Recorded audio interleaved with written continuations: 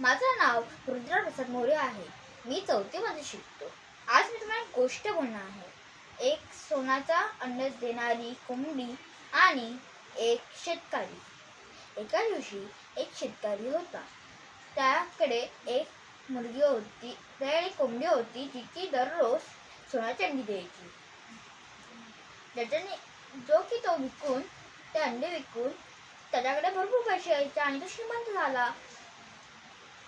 मग तो त्याचे स्वतःचे दररोजची गोष्टी घ्यायचा. मग एका दिवशी त्याच्या मनात आलं की आपण दर दिवशी एकच कांदा घेतो, आपण दर दिवशी सगळेच काय घेत.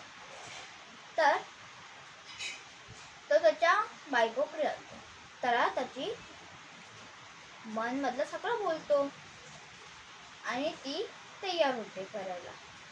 नंतर एका दिवशी तसाच कोंबडी अंड देते सोन्याचं.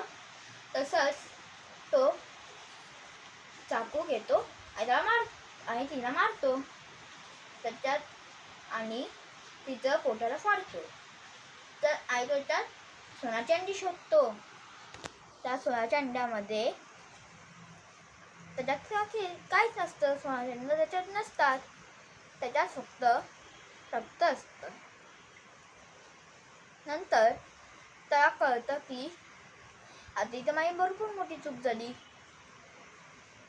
नंतर तो रडायला लागतो की त्याची सगळं सोन्याची अंडे गेली. मग पुढच्या दिवशी ते गरीब होत गेले.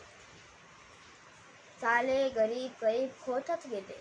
त्याच्यामुळे आपल्याला कळतं की कृती करायच्या आधी नीट समजून कृती करावी. थँक्यू.